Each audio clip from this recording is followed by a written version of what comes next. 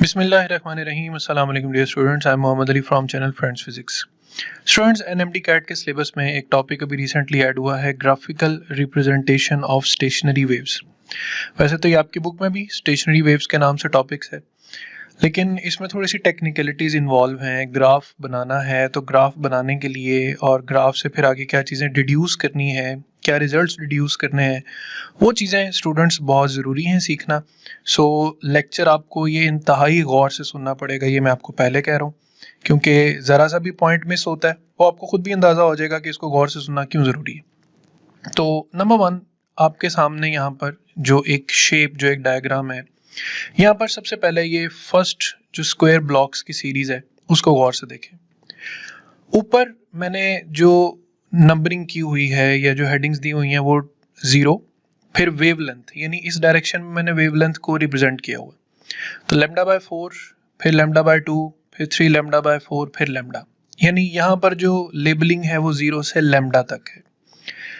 इस तरफ आप देखें तो नीचे की तरफ टाइम मेंशन है, टाइम 0 यानी जब वेव ट्रेवल करना स्टार्ट करती है, फिर टाइम t/4, फिर t/2, फिर 3t/4 और फिर यहाँ पर आकर टाइम पीरियड कंप्लीट हो जाता है। अब जब टाइम 0 है तो फर्ज करते हैं कि उस वक्त एक वेव यहाँ से ट्रेवल करना शुरू करती है इन राइट डायरेक्शन। यहाँ पे जो एरो है वो राइट डायरेक्शन को शो कर रहा है। अब ये वेव आगे कैसे ट्रेवल करती हुई जा रही है? हर t/4 सेकंड के बाद आप ना इस क्रस्ट को फोकस कर लें।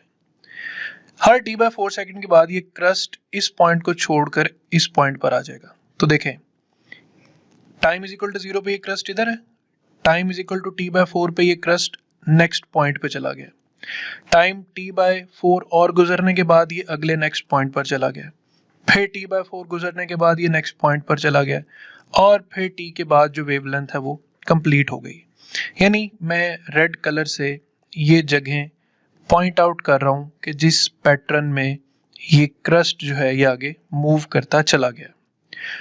अब स्टेशनरी वेव्स कब बनती हैं, खासकर रिफ्लेक्शन ऑफ वेव के केस में? फर्ज करें यहाँ कोई बाउंड्री है, उस बाउंड्री से टकराकर वेव जो है वो किसी इंस्टेंट ये एक इनफाइनाइटली लॉन्ग वेव है, ठीक है, उसका हम छोटा सा पोर्शन कंसीडर कर रहे हैं। किसी एक हर्डल से वेव टकराकर पलटकर वापस आती है और उसमें कोई इंस्टेंट ऐसा है जिसको हम वेव रिटर्निंग में यूं देखते हैं कि लेट अस से कि जो वेव रिटर्न हुई है वो वेव इस तरीके से रिटर्न हुई है, ठीक है। ये मैं अब दूसरी वेव जो है उसको आपको पूरा साथ डिजाइन करके बताऊंगा, ठीक। अब ये जो वेव है ना, इसका आप क्रस्ट इमेजिन कर लें, और ये जो क्रस्ट है ये मूव कर रहा है लेफ्ट डायरेक्शन में, ठीक है। राइट वाली वेव तो मैंने पहले से ड्रॉ की हुई है, अब सिर्फ हम इस ब्लू वेव को कंसीडर करेंगे, ठीक हो गया।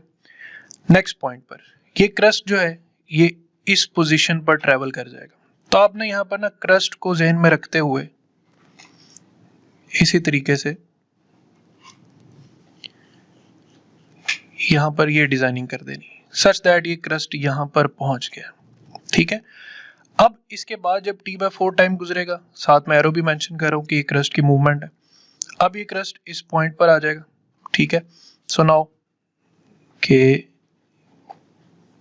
ये वेव फॉर्म बनेगी,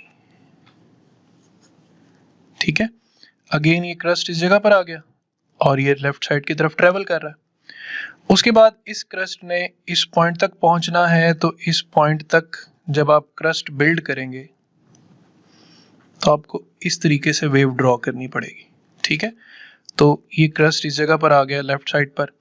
अब उसके बाद यहाँ पे फिर वेव फॉर्म कंप्लीट होगी, ठीक है, यानी ये वेव इसी तरह ट्रेवल करती हुई आगे जाएगी जैसे ये बिल्कुल स्टार्ट में ट्रेवल कर रही थी, इस तरीके से, ठीक है। So still it is travelling towards left direction. अब अगेन के जो रेड वेव है ये किस तरफ जा रही है? Towards right side. और जो ये ब्लू वेव है ये किस तरफ जा रही है? Towards left side. और ये दोनों वेव्स आपस में सुपरपोज हो रही हैं। व्हेन टाइम इज 0 आप देख रहे हैं कि दोनों वेव्स के एम्पलीट्यूड्स आपस में एड अप हो रहे हैं, ठीक है। फिर t/4 के बाद ये ऐसी ओरिएंटेशन में आती हैं कि क्रस्ट के सामने ट्रफ आ रहा है, यानी इनके एम्पलीट्यूड्स आपस में कैंसल आउट हो रहे हैं।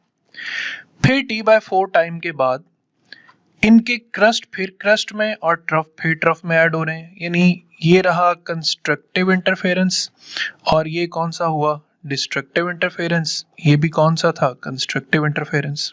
ठीक है। अगेन 3t/4 टाइम इंटरवल पर वेव ने फिर ऐसी फॉर्मेशन ली कि क्रस्ट ट्रफ से कैंसल हो रहा है, अगेन डिस्ट्रक्टिव इंटरफेरेंस। और t टाइम पर again there is a constructive interference. ठीक है। तो ये जो वेव की ड्राइंग है ना, इसको आपने गौर से देख लेना है, यहाँ पर जो चीजें मैंने समझाई या बताई हैं।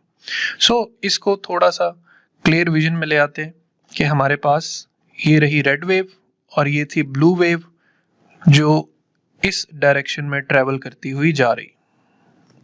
ऑलराइट, अब देखें यहां पर जो सुपरपोजिशन है उस सुपरपोजिशन को मैं अगले ग्राफ में रिप्रेजेंट करता हूं, और उसको रिप्रेजेंट करने में हम ये देखते हैं कि देखें यहां पर दोनों एम्पलीट्यूड्स आपस में कंस्ट्रक्टिवली ऐड हो रहे हैं, तो जो रिजल्टेंट एम्पलीट्यूड होगा बच्चों वो पहले से बढ़ जाएगा।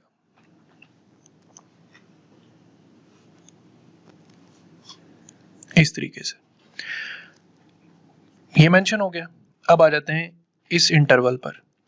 जब ये टाइम इंटरवल आएगा तो क्या होगा, क्रस्ट और ट्रफ एक दूसरे को कैंसिल कर रहे हैं, तो यहां पर जीरो रिजल्टेंट यानी कोई रिजल्टेंट शो नहीं होगा। ऑलराइट, फिर उसके बाद जब t/2 टाइम आएगा तो फिर से दोबारा एक ग्रेटर एम्पलीट्यूड, बट इस दफा ये ऑपोजिट डायरेक्शन में हाई एम्पलीट्यूड शो करेगा। फिर 3t/4 टाइम आएगा तो ये फिर से डिस्ट्रक्टिव इंटरफेरेंस हो रहा है, फिर से जीरो रिजल्टेंट आ जाएगा। ऑलराइट, और जब टाइम t कंप्लीट हो रहा है अगेन कंस्ट्रक्टिव इंटरफेरेंस है, क्रस्ट इनटू क्रस्ट है, ट्रफ इनटू ट्रफ है, तो अगेन हमारे पास एक ग्रेटर एम्पलीट्यूड की वेव जो है वो यहां पर बन जाएगी। अब इस सारी वेव पैटर्न को गौर से देखना है। जब टाइम 0 है तो ये आपको मैक्सिमम एम्पलीट्यूड शो हो रहा है। टाइम t/4 पर यही वेव अपना एम्पलीट्यूड 0 कर लेती है। टाइम t/2 पर ये वेव फिर ऑपोजिट डायरेक्शन में मैक्सिमम एम्पलीट्यूड शो करती है। टाइम 3t/4 पर ये वेव फिर से अपना एम्पलीट्यूड क्या कर लेती है, 0, और टाइम t इंटरवल पर ये वेव फिर से अपने ग्रेटर एम्पलीट्यूड पे वापस आ जाती है। यानी ये जो वेव है अगर इसको हम थोड़ा सा एनिमेटेड वे में देखें तो that is the behaviour of the wave, कि इस वेव में कुछ पॉइंट्स ऐसे हैं जो मुसलसल एट रेस्ट हैं, जैसे ये सब पॉइंट्स। अब इस एक इमेज में आपको क्या क्या चीज नजर आ रही है, आपको रेड वेव राइट साइड की तरफ ट्रेवल करती नजर आ रही, आपको ब्लू वेव लेफ्ट साइड की तरफ ट्रेवल करती नजर आ रही, और इनकी टाइम बेस्ड सुपरपोजिशंस की वजह से कुछ पॉइंट्स पर इनका जो एम्पलीट्यूड है वो इंक्रीज कर रहा है और फिर वही एम्पलीट्यूड डाउनवर्ड डायरेक्शन में इंक्रीज होता है, जबकि कुछ पॉइंट्स मुसलसल क्या हैं, एट रेस्ट। अब इन पॉइंट्स को थोड़ा मेंशन कर लें। ये जो पॉइंट्स मुसलसल रेस्ट पर शो हो रहे हैं बच्चों, इन पॉइंट्स को क्या कहते हैं, इन पॉइंट्स को कहते हैं नोड्स। और ये पॉइंट जो हमें मैक्सिमम डिस्प्लेसमेंट शो कर रहा है, दिस पॉइंट जो यहां तक पहुंचता है, इसको क्या कहते हैं, एंटी नोड। ऑलराइट, तो वापस इस डायग्राम पे अगर आए हम, तो यहां पर अगर डायग्राम कंप्लीट करें तो ये एक स्टेशनरी वेव पैटर्न बनता है। ठीक है, again that is a stationary wave pattern, stationary wave pattern. अब these points are nodes, these points are antinodes। इसमें अब अगली सोचने और समझने वाली बात क्या है स्टूडेंट्स, ये जो पार्टिकल ऑफ मीडियम है ये हमेशा इसी डिस्प्लेसमेंट तक पहुंचेगा, ये इससे ग्रेटर डिस्प्लेसमेंट पे नहीं जाएगा। ये जो पार्टिकल ऑफ मीडियम है ये इसी डिस्प्लेसमेंट तक आएगा, इससे ऊपर नहीं जाएगा। सिर्फ एक पॉइंट ऐसा होगा जो स्टेशनरी वेव में मैक्सिमम डिस्प्लेसमेंट अटेन करेगा। अब ये जो बात है ना, ये मैं किसी कॉन्टेक्स्ट में कर रहा हूं। अभी मैं आपको प्रोग्रेसिव वेव का भी थोड़ा सा आइडिया देता हूं। उसमें हर पॉइंट के पास चांस है कि वो क्रस्ट की बुलंदी इंजॉय कर सके। स्टेशनरी वेव में ऐसा नहीं होता। स्टेशनरी वेव में सिर्फ एक सिंगल पॉइंट है जो हाईएस्ट पीक अटेन करता है और दो रेस्ट पॉइंट्स के दरमियान अप एंड डाउन क्या करता है, ऑसिलेट करता है। और एक और बात, स्टेशनरी वेव में ऑसिलेट करने वाले तमाम तर पॉइंट्स का जो फेज है वो सेम होता है। ये भी बात ध्यान में रखनी। So that's how a stationery wave is formed. अब इसमें थोड़ा सा एम्पलीट्यूड की बात कर लेते हैं। फर्ज करें इस वेव का भी एम्पलीट्यूड ए है, इस वेव का भी हम अप्रोक्सीमेट लेट से ए कह लेते हैं। तो ये जो वेव है इसका जो एम्पलीट्यूड है वो हमारे पास क्या हो जाएगा, 2a हो जाएगा। यानी जो रिजल्टेंट वेव में यहां पर एम्पलीट्यूड बनेगा it would be 2a। Similarly इसके बाद फर्दर क्या होता है कि अब हम जरा फर्क देखते हैं प्रोग्रेसिव वेव का। अब आप यहां पर ट्रांसवर्स प्रोग्रेसिव वेव देख रहे हैं। इस ट्रांसवर्स प्रोग्रेसिव वेव में देखें कि वेव ऐसे ट्रेवल कर रही है कि हर पॉइंट जो है वो क्रस्ट और ट्रफ दोनों लेवल्स को एंजॉय कर रहा है। So every point enjoys being a crust और बीइंग अ ट्रफ, और हर पार्टिकल अपनी जगह पर ऑसिलेट करता है और वेव मुसलसल ट्रेवल कर सकती है, इसलिए इसे ट्रेवलिंग वेव्स भी कहते हैं। अब ट्रेवलिंग वेव की वजह से जो है वो प्रोग्रेसिव वेव जो है स्टूडेंट्स वो क्या कर सकती है, ये एनर्जी ट्रांसपोर्ट कर सकती है। जितनी भी दुनिया में एनर्जी ट्रांसपोर्टेशन, जैसे कम्युनिकेशन में इलेक्ट्रोमैग्नेटिक वेव्स काम आ रही हैं या साउंड एनर्जीज की मदद से एनर्जी ट्रांसपोर्ट हो रही है, तो these are suppose to be progressive waves. लेकिन स्टेशनरी वेव में क्या होता है, एनर्जी दो रेस्ट पॉइंट्स के दरमियान ट्रैप हो जाती है। इस ट्रैपिंग की वजह से एनर्जी ट्रांसपोर्ट नहीं हो सकती। ऑलराइट, सो जब एनर्जी ट्रांसपोर्टेशन नहीं होगी तो फिर हम कहते हैं कि एनर्जी इज कन्फाइंड और energy is bound to fixed regions.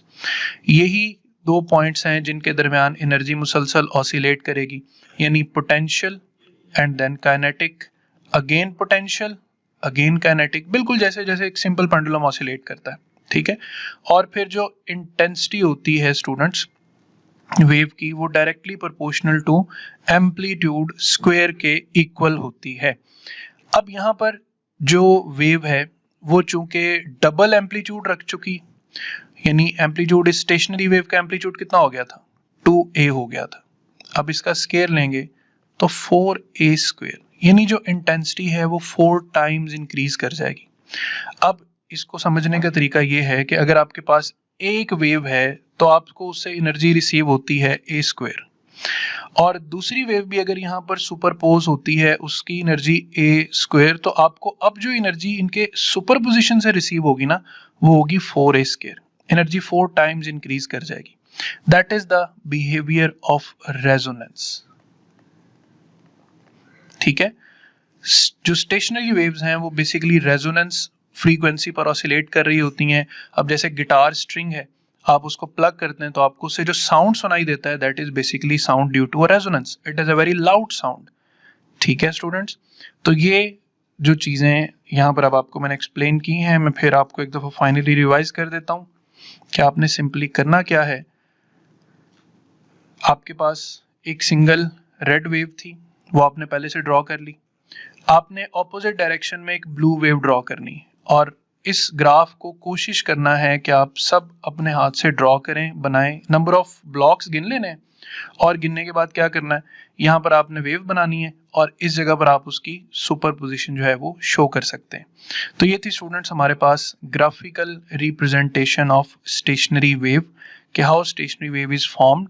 The rest point are called nodes, the maximum displacement points are called anti nodes.